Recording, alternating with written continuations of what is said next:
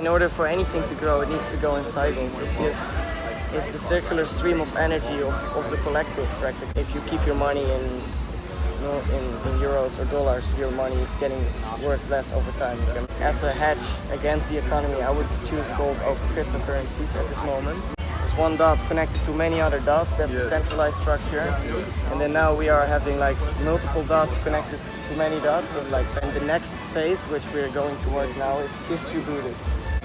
Here we are in Acapulco 2018. Yes. I am with Rafael Da Costa Guimaraes.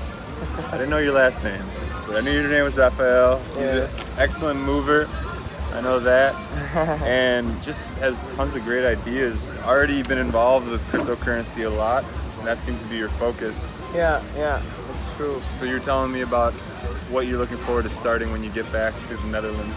Yeah. So together with a good friend of mine from the Netherlands, I have this idea to start a community source blog and forum in which everyone can share their ideas about important topics that are going on around the world.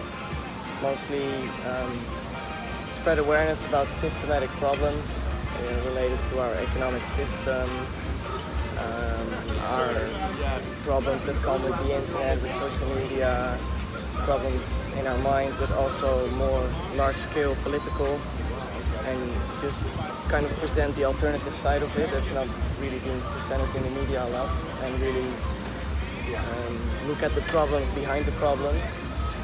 And at the same time, I'm really working with cryptocurrencies and gold and silver, which are part of just like many other projects and developments, the solutions for many of those problems. So yeah, we were just... You're young, man. That's great. It's good to get started. How did you build capital to start investing at such a young age? Well, that's pretty, I have to say that's just my luck of being born in the Netherlands. Oh. We have like a very great student loaning system. Yeah, oh. So I can borrow money starting from this year with 0.00% interest up to like 800 per month. And I'm still living with my parents, so I don't really need everything. So yeah, I just started last year. I found out first from Mike Maloney and his videos, I found out about gold and how it can be a hedge against the economy and all the development that are going on with central banking and... Well, I don't know about that. I don't know what you mean by that. Well... How can gold be hedged against the economy? Well, there's constantly money being printed. The Central Bank of Europe prints like 80 billion euros a month, and not all of this money is getting into circulation, but lots of it is, which is diluting our purchasing power practically, decreasing our purchasing power. And therefore, if you keep your money in euros or dollars, your money is getting worth less over time. You can buy less and less. Yes. And if a larger economic collapse were to happen, then gold is always a safe haven. You see also that gold always goes up. In 2008, the gold price went up a lot during the crisis. Oh, really? And if you follow like Mike Maloney's videos, and I also read a book about it, Hidden Secrets of Money, and there's a guy in the Netherlands called Willem Middelkoop who talks about it. And they say there's like waves in the economic system. So every so many years, on average, there's a new crash. And right now we've been through one of the longest periods without a crash since 1900. There's only been 3 periods longer without a crash than now. And in a year we're... So they're not very long. So not very long. So that, well, I'm saying the crashes... Yeah, it's bound to happen at some point. And so the cycles aren't very long though, because wouldn't you consider 2008 a crash? Yeah, 2008 was the crash. Mostly, on average, it's about 7-6 years. Oh, okay, and it's been 10. Yeah. Oh, I see. Yeah. So that's why. And yeah, furthermore, there's a lot of signs now that we are like right before an economic crash also. Oh no, what do we do? What do we do? Yeah. Well, there are different alternatives for our financial system. One of it is gold, which is proven to be a safe haven for the last 5,000 years. Every time if a new monetary system was implemented, or if a new fiat currency system collapses, because they all collapsed, they always went back to gold.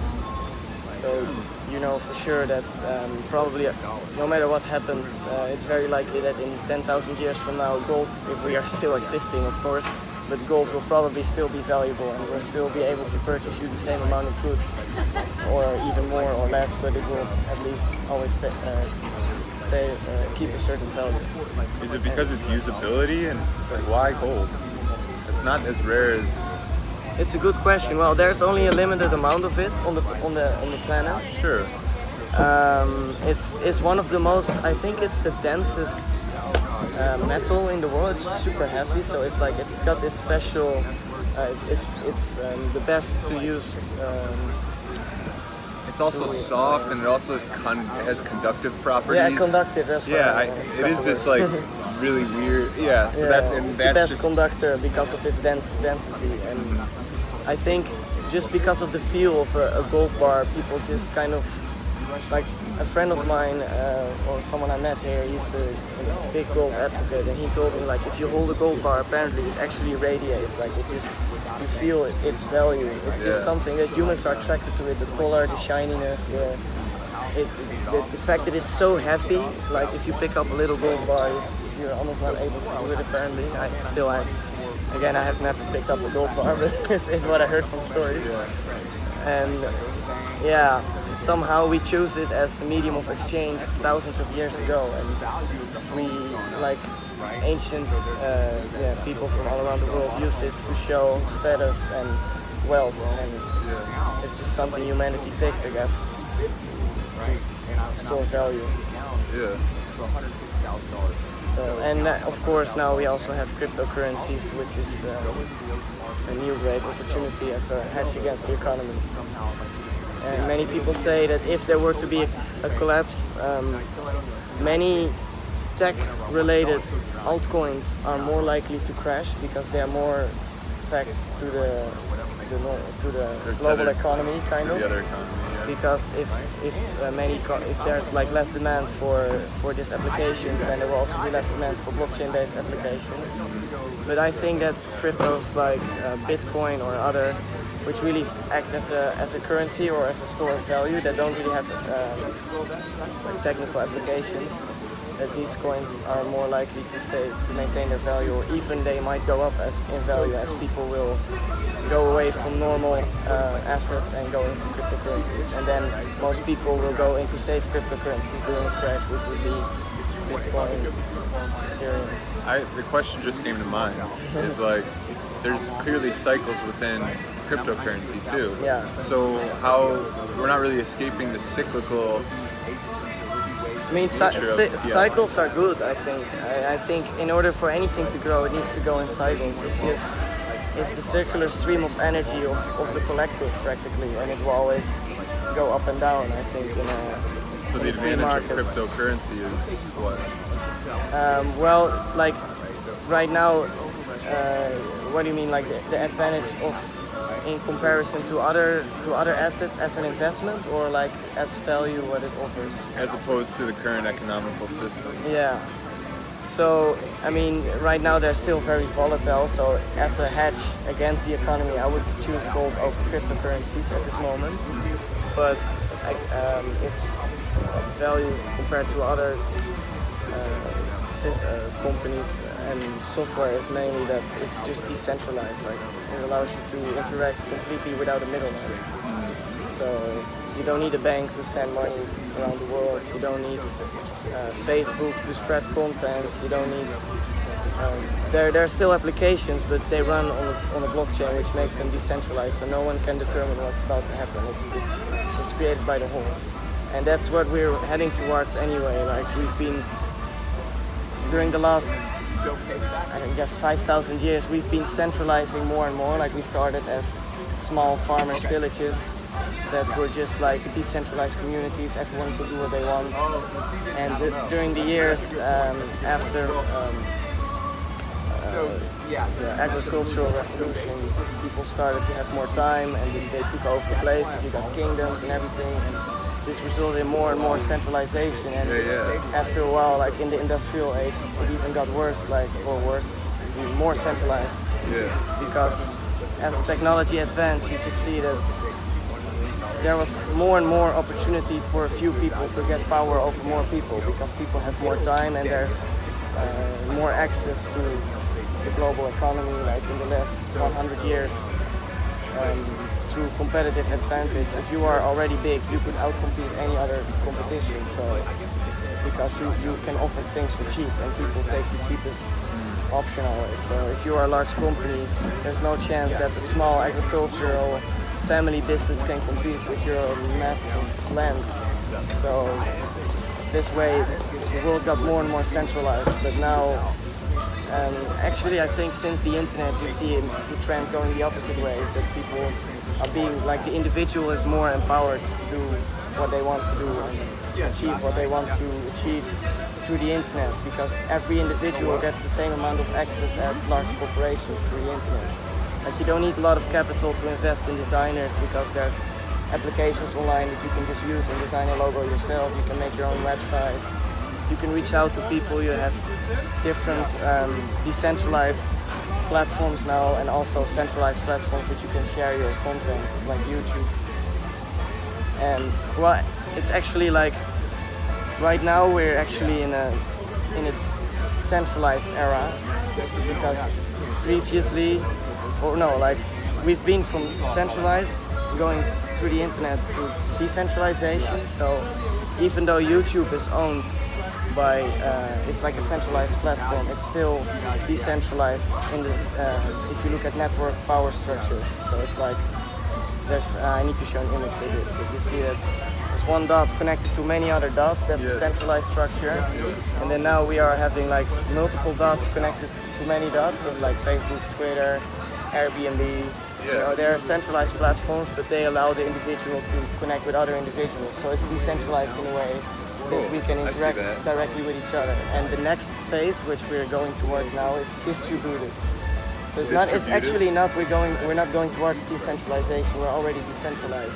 We're going to distribution, because there's no one in between. Like we are going to interact directly with each other. The power is completely distributed. That's why a blockchain is a distributed ledger.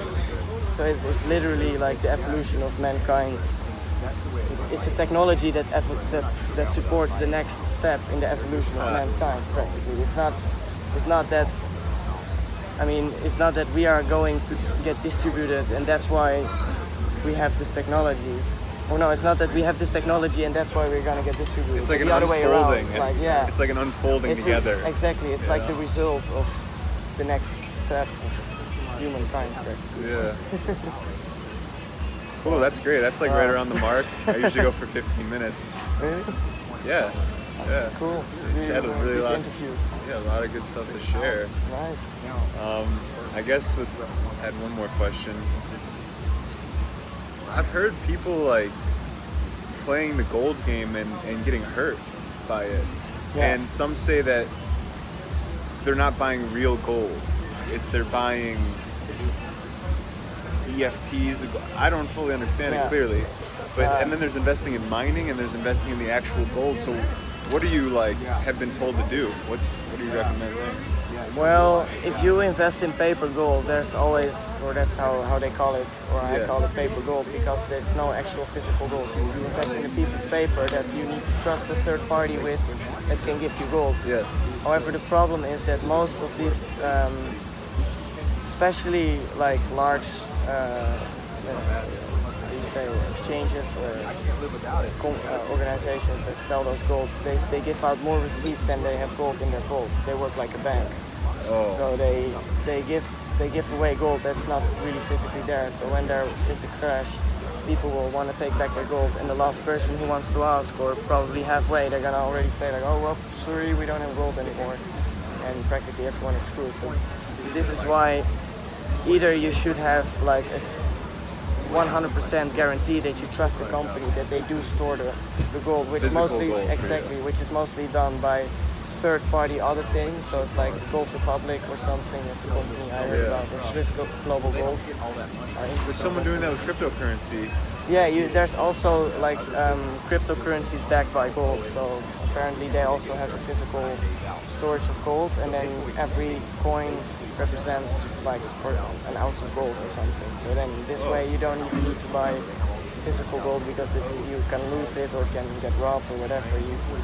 But you do have to guarantee that the gold is there somehow and that you can always exchange it. However, if there is a real crash and you have your crypto gold, you're not going to be able to trade it if the whole system is down. So that's where the real preppers have their silver coins in their hands. Yeah. Which will always be inter-exchangeable. Yeah. Who'd you saw all the speakers? How many speakers did you see? Today or like in total? Or? Just at the specific conference, not at the health and wellness. Oh yeah. I didn't see all of them. I saw. Any favorites for people to check out? That guy from Liberland, the president of Liberland. Yeah, I came too late. I saw that. I didn't even know this was going on. Yeah, that was very interesting. Yeah, for people who want more freedom in their life, check out Liberland. Liberland is a country of its own. I saw its president speak. Yeah. Which is it really a country though? I didn't really follow that. How was that? They've made strides towards independence, but apparently they've come really far. So it's still in the early stages of the journey. Wow. Really interesting guy. In the Dollar Vigilante group also people were talking about it. Oh. I would like to live there. I'm gonna look into it and see what's going on over there. Sounds great. Oh. All right, well, perfect. Our food's coming.